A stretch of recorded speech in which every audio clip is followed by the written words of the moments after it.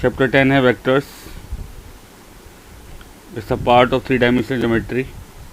होता क्या है, ज़रा इस फिगर को ध्यान से देख लो।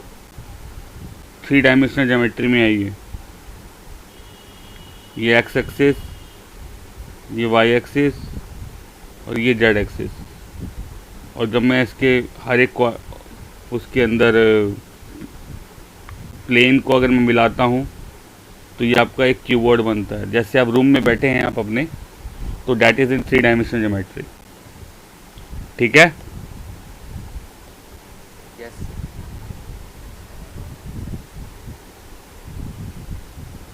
ये एक्स वाई और ये जेड एक्सिस 3 डायमेंशनल ज्योमेट्री में होता है। ये ओरिजिन हो गया।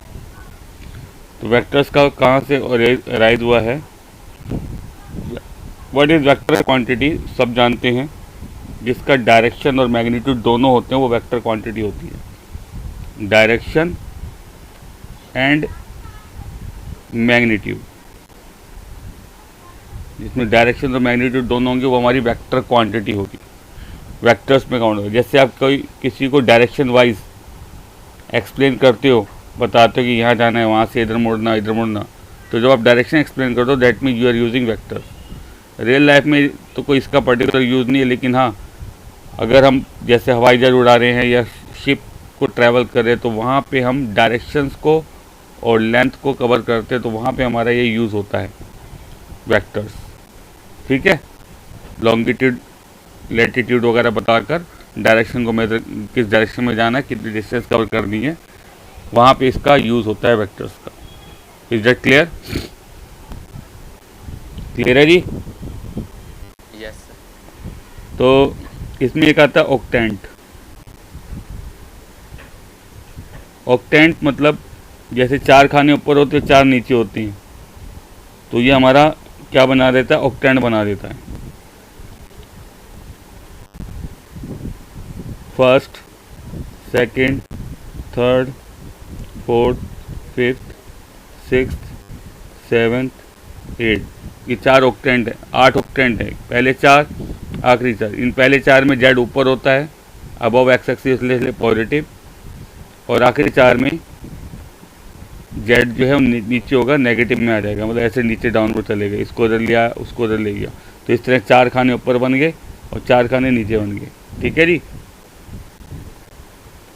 ऊपर के 4 में फर्स्ट और सेकंड क्वाड्रेंट के चलेंगे। पहले दोनों में फर्स्ट पॉजिटिव, एक्स और वाई पॉजिटिव फर्स्ट क्वाड्रेंट में, सेकंड क्वाड्रेंट में एक्स नेगेटिव और वाई पॉजिटिव, थर्ड में दोनों नेगेटिव, फोर्थ में पॉजिटिव और नेगेटिव। तो यही सेम आपका इसमें आ जाएगा फिर दोबारा से नीचे वाले 4 क्वाड्रेंट ऑक्टेंट में, positive negative positive negative negative positive negative. तो इस तरीके से हमारे ऑक्टेंट्स बनते हैं। Is that clear? यस। अब बात करते हैं वेक्टर होता क्या है उसके बारे में। मान लो ये कोई पॉइंट है x1 y1 और z1। इस पॉइंट को बोलते हैं, ए पॉइंट को स्केलर कंपोनेंट। क्या बोलते हैं? Scalar component. अब इसको वेक्टर से कैसे रिप्रेजेंट कराते हैं। जब भी कोई पॉइंट या कोई भी चीज़ होती है उसका एक ओरिजिन से होता है, तो ओरिजिन से इसकी डायरेक्शन को जो रिप्रेजेंट कराएगा that is a vector, O A vector. इसे बोलते हैं position vector of A. A का पोजीशन वेक्टर क्या होगा, रिप्रेजेंट कराएंगे आप x1 i cap, y1 j cap, z1 k cap. इससे this is what vector representation of this point where I, j, k are what unit vector of x, y and z axis। यहाँ पे i, j, k लगने का मतलब है i लगा है x axis के कोऑर्डिनेट के साथ, j लगा है y एक्सिस के कोऑर्डिनेट के साथ, और z k होएगा जेड एक्सिस के कोऑर्डिनेट के साथ। तो आई जे के जिसके साथ लगा है उसके अकॉर्डिंग वो हमारे एक्स वाई जेड कोऑर्डिनेट्स हो जाते हैं। मान लो बी यहाँ पे है, तो ओ बी वेक्टर क्या होगा, पोजीशन वेक्टर ऑफ बी। लिखेंगे कैसे आप इसको, x2 i cap, y2 j cap, z2 k cap, ये हमारा ओ बी वैक्टर आ गया। अब ए और बी को अगर मैं मिलाता हूँ तो ए बी वैक्टर आएगा। ए बी वैक्टर के केस में स्टार्टिंग हमारा ए है और एंड हमारा बी है, तो हमेशा जब एक पॉइंट से दूसरे पॉइंट का वेक्टर निकालते हैं सीधा तरीका है सेकंड माइनस फर्स्ट, सेकंड के कोऑर्डिनेट माइनस फर्स्ट, यानी कि x2 माइनस x1 आई कैप, y2 माइनस y1 जे कैप, z2 माइनस z1 के कैप। और अगर मेरे को बी ए निकालना है तो इस केस में क्या हो जाएगा, x1 minus x2 i cap, y1 minus y2 j cap, z1 minus z2 k cap. और ध्यान रखिएगा A B vector is negative times of B A vector, A B A का नेगेटिव होगा क्योंकि माइनस कॉमन लोगे, तो इसलिए direction बहुत मैटर करती है। क्लियर है जी, क्लियर है, नोट इट डाउन यहाँ तक सबको। यस। उसके बाद आता है मैग्नीट्यूड।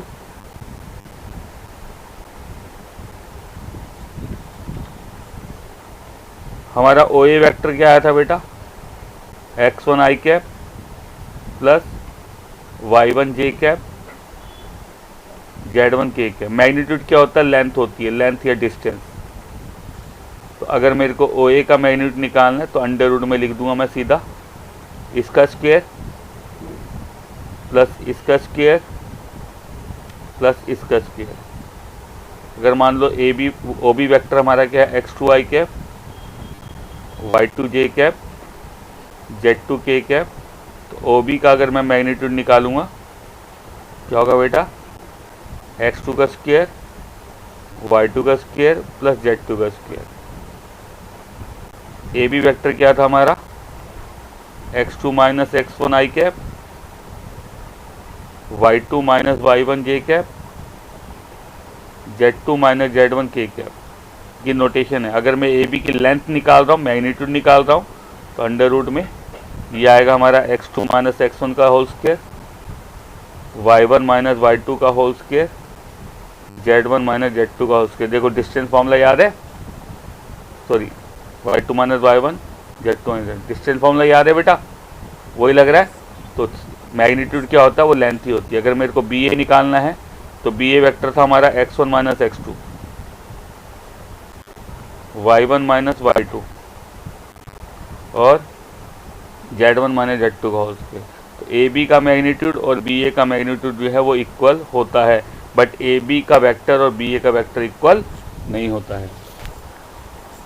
ठीक है जी, यूनिट वेक्टर की मोड उठा देंगे तो माइनस आ जाएगा ना। हाँ, तो वो आई जे के भी आएगा, स्क्वायर नहीं आएगा, मोड हटेगा। तो यूनिट वेक्टर क्या होता है, जिसका मैग्नीट्यूड 1 होगा। क्या होगा, 1 होगा। यूनिट वेक्टर एक इंपॉर्टेंट कंसेप्ट है, पता होना चाहिए आपको। मान लो एक वेक्टर है मेरा ओ ए वेक्टर, जिसको मैंने ए से रिप्रेजेंट करा दिया, हेल्प ए वेक्टर से, x1 आई कैप, y1 जे कैप, z1 के। ये कोई भी वेक्टर है, कोई भी वेक्टर है, but this is not a unit vector. तो फाइंड करना आपको यूनिट वेक्टर ऑफ ए। कोई भी वेक्टर है उसका यूनिट वेक्टर निकालना है, सीधा तरीका है। वेक्टर जो भी है उसका, मान लो ए वेक्टर है, इसका यूनिट वेक्टर निकालना है। यूनिट वेक्टर में कैप लगाते हो ऊपर, ये ए वेक्टर है, मुझे इसका यूनिट वेक्टर निकालना। सीधा तरीका है, vector divide by its magnitude. This is the formula to find unit vector.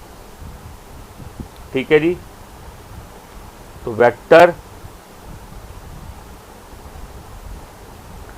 Divide by magnitude.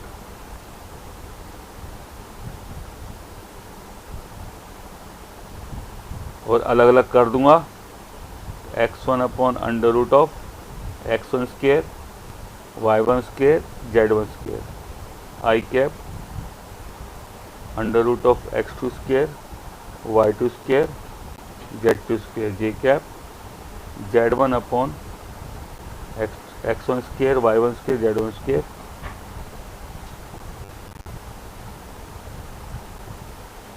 ये जो वेक्टर आएगा आप सोल्व करके, this vector is what, unit vector.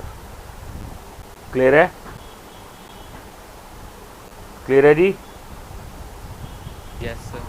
Unit vector so obtain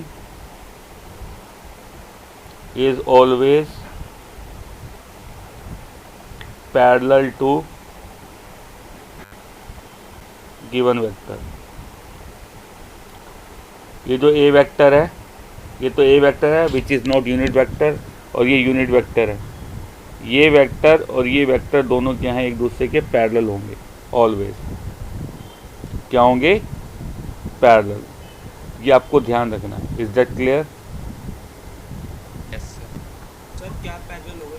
मतलब कहा गया होगा find a vector parallel to, एक वेक्टर दे रखा होगा, तो जो वेक्टर दे रखा होगा आप उसका यूनिट वेक्टर निकाल लोगे, तो यूनिट वेक्टर जो आएगा वो उस वेक्टर के हमेशा पैरेलल होगा। पैरेलल हो जाएगा। हाँ, ये ध्यान रखना।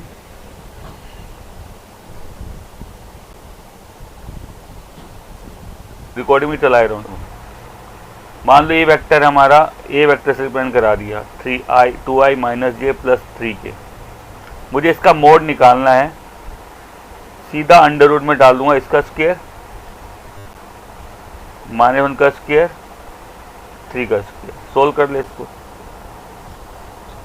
√14 आ जाएगा। This is what? लेंथ। और ये हमेशा ओरिजिन से मेजर की जाती है बेसिकली। वेक्टर निकालना है इसका, तो मैं क्या करूँगा,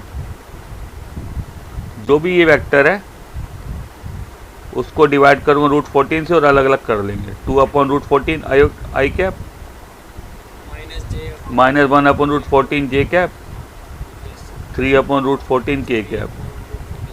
ये हमारा यूनिट वेक्टर आएगा। किस वेक्टर का यूनिट वेक्टर है? इस वाले वेक्टर का यूनिट वेक्टर। ठीक है? जीरो वेक्टर जिसका इनिशियल और टर्मिनल पॉइंट सेम है, नल वेक्टर ही बोलते हैं, ऐसे रिप्रेजेंट कराते हैं। 0i 0j 0k is what? Zero vector. Clear है? यूनिट वेक्टर वो है जिसका मैग्नीट्यूड 1 होता, अभी बता दिया। को इनिशियल मतलब 2-3 वेक्टर है, अगर उनका स्टार्टिंग पॉइंट सेम है तो they are called collinear. ठीक है? जैसे मान लो एक बहुत बेस्ट एग्जांपल है, एयरपोर्ट से जो फ्लाइट अराइज होती है वो एक ही टर्मिनल से स्टार्ट होती है, तो टर्मिनल जो हो गया वो क्या हो गया? को इनिशियल पॉइंट हो गया। कोई अमेरिका जा रही है, कोई किसी कंट्री में जा रही है, कोई कहीं जा रही है फ्लाइट, तो दे आर व्हाट? को इनिशियल वेक्टर्स। जो प्लेन उड़ रहे हैं वो को इनिशियल वेक्टर्स। ठीक है? ठीक है जी? Yes, sir. कोलिनियर और पैरेलल की कंडीशन में इसमें वेक्टर्स में सेम चलती है। कोलिनियर मतलब एक ही डायरेक्शन में, ऐसे they are parallel in the same line, या तो एक ही डायरेक्शन में या एक दूसरे के पैरेलल। कोलिनियर वेक्टर, इसकी कंडीशन ध्यान रखना।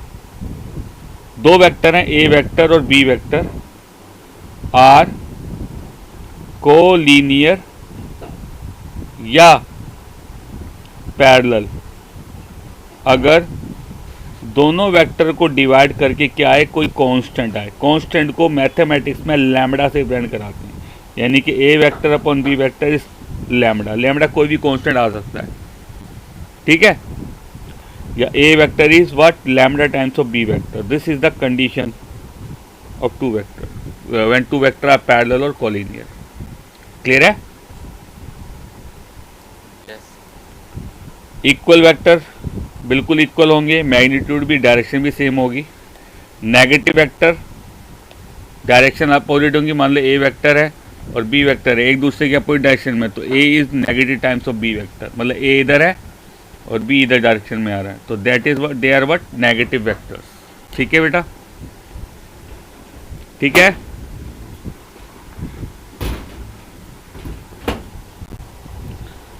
उसके बाद आता है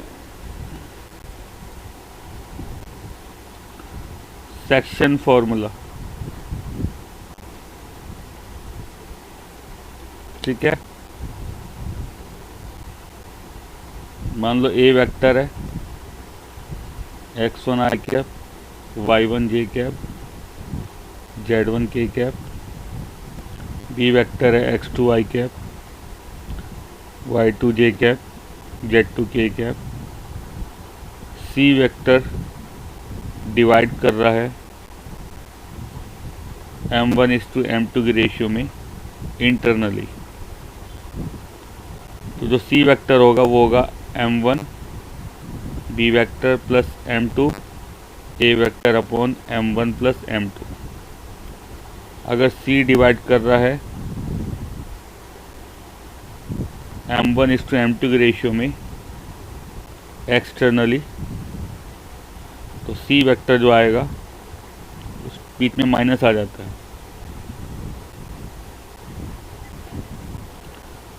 या मिड पॉइंट है तो वो आएगा A vector plus B vector upon 2। या आप इनको सेक्शन फॉर्मूला जो आपने 11th में भी पढ़ा था, पॉइंट निकाल के भी कर सकते हैं। ए पॉइंट हो जाएगा, ए वेक्टर का जो पॉइंट होगा वो हो जाएगा x1 y1 z1, और बी वेक्टर का पॉइंट होगा x2 y2 z2। तो सी जब का जो पॉइंट आएगा वो आएगा m1 x2 m2 x1 upon m1 plus m2, m1 y2 m2 y1 upon m1 plus m2, और m1 z2 plus m2 z1 upon m1 plus m2। Clear है?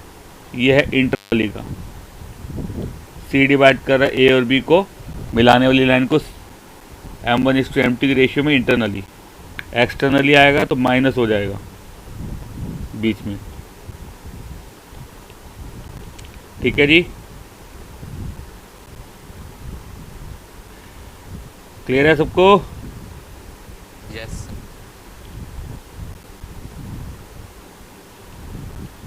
इसको भी अगर आप सिंप्लीफाई करोगे तो यही आ जाएगा, बट वेक्टर फॉर्म में क्या करना पड़ता है हमारे को, आई जे के लगाते हैं, बीच में प्लस आ जाएगा। अगर मिड पॉइंट है,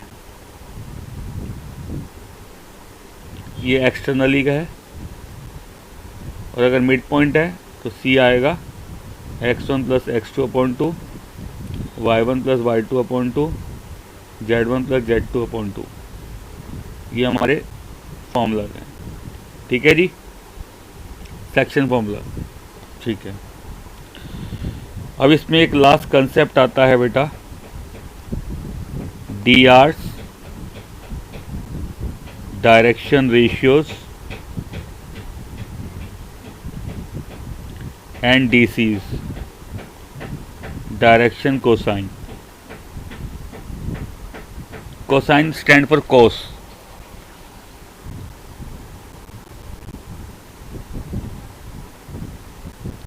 ये हमारी एक्स एक्सिस, ये वाई एक्सिस, जेड एक्सिस। ये एक पॉइंट है हमारा ए, x1 y1 z1। ये जो ए पॉइंट है x1 y1 z1, any point, तो x1 y1 z1 जो होता है, पॉइंट का हो या ए वेक्टर कह लो, x1 i cap, y1 j cap, z1 k cap, या तो पॉइंट लिखा होगा या वेक्टर फॉर्म में लिखा होगा। तो ये जो x1 y1 z1 होता है, इन्हें हम बोलते हैं डी आर्स, डायरेक्शन रेशियोज। एक तो ये ध्यान रखेंगे, चाहे वो वेक्टर फॉर्म में है चाहे पॉइंट फॉर्म में है। तो ये जो x1 y1 z1 जो होंगे, इन्हें हम बोलते हैं क्या, direction ratios. Is that clear? Yes. मान लो ओ ए वेक्टर जो है, ओ ए वेक्टर लिखा है या ए वेक्टर लिखा है, जो भी लिखा है, makes angles alpha beta and gamma with x y and z axis. ये एक्स एक्सिस के साथ एंगल बना रहा है अल्फा, वाई एक्सिस के साथ एंगल बना रहा है बीटा, और जेड एक्सिस के साथ एंगल बना रहा है गामा। ठीक है, मान लो कोई वेक्टर है, वो x के साथ एंगल बना रहा है अल्फा, y के साथ बीटा और z के साथ gamma. Then cos alpha, cos beta और cos गामा की जो वैल्यूज आएंगी, उन्हें हम बोलते हैं डायरेक्शन कोसाइंस। जो भी एंगल है अल्फा, cos अल्फा की वैल्यू निकाली, cos बीटा की वैल्यू निकाली, cos गामा की जो वैल्यू निकाली, उन्हें हम बोलते हैं डायरेक्शन कोसाइंस। क्लियर है? क्लियर है। कोस अल्फा की जो वैल्यू आएगी सोल्व करके उससे हम एल से रिप्रेजेंट कराते हैं, कोस बीटा की जो वैल्यू उससे हम एम से, और कोस गामा की जो वैल्यू आएगी उससे हम एन से रिप्रेजेंट कराएंगे। तो एल एम एन जो है स्पेशल रिप्रेजेंटेशन होती है, स्पेशल सिंबल्स होते हैं एल एम एन, जो कि किसके होते हैं, direction cosines. L m n का मतलब ही क्या होता है, डायरेक्शन कोसाइंस। एल होता है कोस अल्फा की जो वैल्यू आएगी, एम होता है कोस बीटा की जो वैल्यू आएगी, और एन होगा कोस गामा की जो वैल्यू आएगी, उससे हम डायरेक्शन कोसाइन निकाल लेंगे। क्लियर है, क्लियर है जी। फिर एंगल्स वाला पार्ट जो हो गया वो कोसाइन हो गया, हाँ, पॉइंट्स हो गए। एन कोसाइन बोलते हैं। ठीक है, तो डायरेक्शन कोसाइन निकालने के दो मेथड होते हैं, या तो आपको एंगल पता हो, एंगल से आप डायरेक्शन कोसाइन निकाल लेंगे।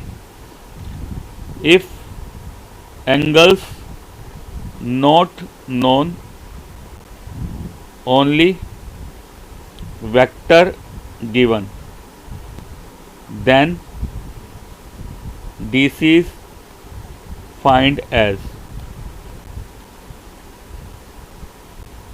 एल जो होता है वो होता है, अगर मेरे पास एंगल नहीं पता, हमारे पास सिर्फ वेक्टर है। क्या है, हमारे पास सिर्फ वेक्टर है। We don't have angle of the vector with x and y and z axis. Vectors जो है उस वेक्टर का एंगल नहीं दे रखा, सिर्फ हमें वेक्टर दे रखा है। तो वेक्टर से को यूज़ करके भी आप डायरेक्शन कोसाइन निकाल सकते हैं। कैसे जी, x1 upon under root of x1 square y1 square z1 square, जिससे मैं ऐसे भी लिख सकता हूँ x1 अपॉन a का मैग्नीट्यूड, m हो जाएगा y1 upon under root of x2 square y2 square z2 square, sorry x1 square y1 square z1 square, यानी कि y1 अपॉन मैग्नीट्यूड, और n होता है z1 upon under root of x1 square y1 square z1 square, यानी कि z1 upon a का magnitude. तो यहाँ से आप डायरेक्शन कोसाइन इससे भी निकाल सकते हैं, वेक्टर से भी। तो डायरेक्शन कोसाइन निकालने के दो मेथड हैं, या तो हमारे पास एंगल हो एक्स एक्सिस के साथ, वाई एक्सिस के साथ, जेड एक्सिस के साथ, उस एंगल से कोस अल्फा की वैल्यू जो आएगी, कोस ऑफ एक्स के साथ जो एंगल होगा उसकी वैल्यू जो आएगी वो एल हो जाएगा, वाई एक्सिस के साथ जो एंगल उसकी कोस की वैल्यू जो आएगी वो एम हो जाएगा, जेड के साथ जो उसकी कोस की वैल्यू उसको एन से रिप्रेजेंट करा देंगे। तो ये मेथड है जब आपके एंगल है। जब आपके वेक्टर है तो आप डायरेक्शन कोसाइन निकालेंगे इस वाले मेथड से। ठीक है, ध्यान रखेंगे, unit vector of a vector gives direction cosine of that vector. देखिए जी, हमने यहाँ यूनिट वेक्टर निकाला था, ये निकाला था यूनिट वेक्टर। ठीक है, यस यस सर। अगर मैं यूनिट वेक्टर निकालूँ क्या लिखूँ मैं, x1 upon under root of this, यही आएगा i cap, y1 upon under root of this, और z1 upon under root of this.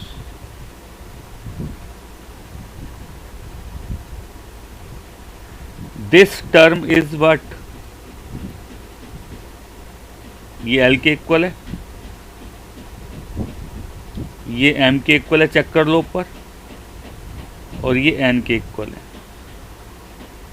So unit vector किसी वेक्टर निकालते हो उसमें ऑटोमेटिकली जो वैल्यू पहली वैल्यू आई आई के साथ जो कंपोनेंट वो L हो जाएगा, J के साथ जो होगा वो M हो जाएगा, और K के साथ जो होगा वो N हो जाएगा। तो किसी भी वेक्टर का यूनिट वेक्टर जब आप निकालेंगे उसमें ऑटोमेटिकली डायरेक्शन कोसाइन निकाल आ जाएंगे। क्लियर है, क्लियर है जी। Yes yes sir. अगर मेरे को वेक्टर का एंगल निकालना है विद एक्स एक्सिस तो मैं इसको लूँगा और इसको कोस अल्फ़ा के इक्वल रख के अल्फ़ा निकाल लूँगा, इसको और इस वैल्यू जो भी यहाँ सोल्व करके वैल्यू आएगी कोस अल्फ़ा के इक्वल रख के अल्फ़ा आ जाएगा, वो अल्फ़ा होगा एक्स एक्सिस के साथ एंगल। यहाँ से बीटा आएगा, इसको सोल्व करके इसके रख दूँगा इक्वल, इसकी जो वैल्यू आएगी वहाँ से सोल्व करके बीटा आ जाएगा वाई एक्सिस साथ के एंगल, और इसको रख दूँ तो कोस गामा को इसके इक्वल रखूँ तो गामा आ जाएगा एंगल विद जेड एक्सिस। तो ये आपको ध्यान रखना, अगर एंगल निकालने के लिए कहा है वेक्टर का एक्स एक्सिस के साथ तो ये लगा देंगे, दोनों को इक्वल रख देंगे, इसको और इसको रखूँगा वाई एक्सिस के साथ एंगल आएगा, और इसको रख दूँ तो जेड एक्सिस के साथ एंगल आएगा। और ये जरूर ध्यान रखना, किसी भी वेक्टर का यूनिट वेक्टर निकालते हैं तो उसमें ऑटोमेटिकली उसके डायरेक्शन कोसाइंस होती है। क्लियर है जी? क्लियर है? Yes sir. आपको होमवर्क नहीं करना है कुछ भी, जस्ट रिवाइज करना है कंसेप्ट। नेक्स्ट क्लास में आने से पहले ये पूरा कंसेप्ट जो है आपको दिमाग में होना चाहिए, तभी टॉपिक हो पाएगा। ठीक है?